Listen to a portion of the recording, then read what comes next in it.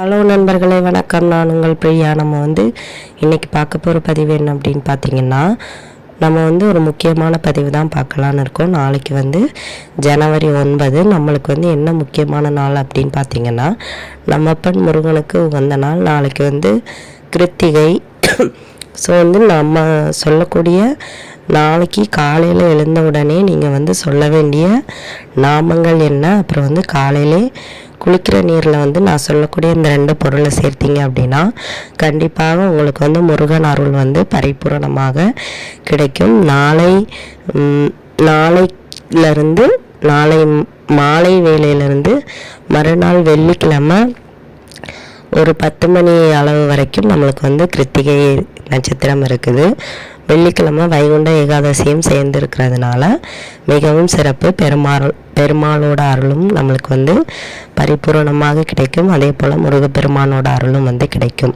நீங்கள் இந்த பதிவை பார்க்கக்கூடிய முருக பக்தர்களாக இருந்தீங்க அப்படின்னா மறக்காமல் ஓம் சரவண பவான்னு சொல்லிட்டு நம்மளோட கமெண்ட் பாக்ஸில் ஒரு கமெண்ட் போஸ்ட் பண்ணுங்கள்.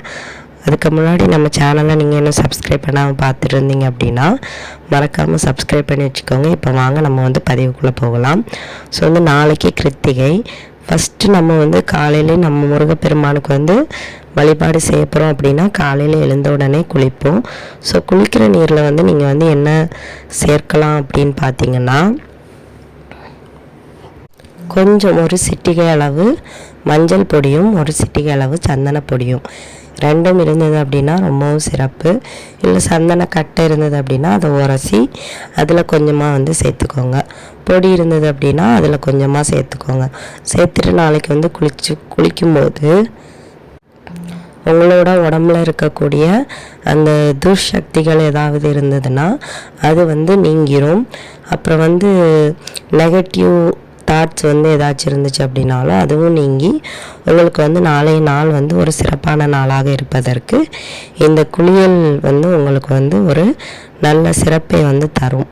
அதுக்கப்புறமா நீங்கள் செய்ய வேண்டிய விஷயம், காலையிலே முருகப்பெருமானுக்கு தீபம் ஏற்றணும்னு நினச்சிங்க அப்படின்னா சர்க்கோண கோலம் போட்டு 6 அகல் தீபம் ஏற்றுங்க. நெய் தீபமாக இருந்தாலும் சரி, நல்லெண்ணெய் தீபமாக இருந்தாலும் சரி. காலையில் டைம் இல்லை அப்படின்னா சாயங்காலம் ஹோரை நேரம் குரு ஹோரையில் நீங்கள் ஏற்றலாம்.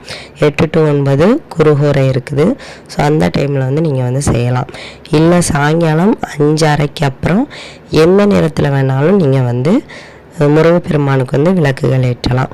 ஒரு தீபம் கூட ஏற்றலாம். சர்க்கோண கோலம் போட்டு தீபம் ஏற்றுவது ரொம்பவும் சிறப்பு. அதுக்கப்புறமா வெற்றிலை தீபம் கூட ஏற்றலாம்.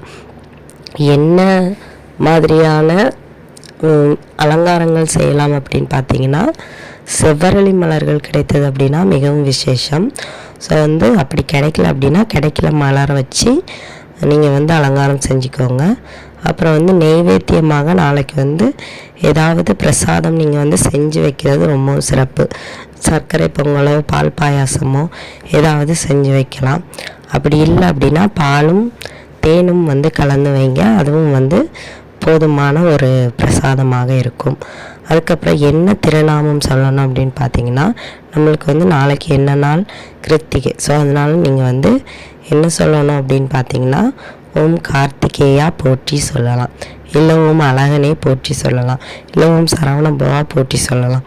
நாளைக்கு கிருத்திகைனால கிருத்திகை பெண்கள் வளர்த்த அந்த கார்த்திகேயனான நம்ம முருகப்பெருமானுக்காக நீங்கள் கார்த்திகேயா போற்றிய ஒரு 6 முறை சொன்னீங்க அப்படின்னா கண்டிப்பாக உங்களுக்கு சகல விதமான கஷ்டங்களும் நீங்கி சகல விதமான செல்வங்களும் உங்களை சேரும். கண்டிப்பாக நாளைக்கு இந்த நாமத்தை நீங்கள் சொல்லி பாருங்கள், உங்கள் வாழ்க்கையே மாறும். இந்த பதிவு கண்டிப்பாக உங்களுக்கு உபயோகமாக இருக்கும்னு நினைக்கிறேன். உபயோகமாக இருந்தது அப்படின்னா லைக் பண்ணி ஷேர் பண்ணுங்கள். மறக்காமல் நம்மளோட சேனலை சப்ஸ்கிரைப் பண்ணி வச்சுக்கோங்க. இந்த வீடியோவின் முழு பதிவை பார்த்ததற்கு மிக்க நன்றி.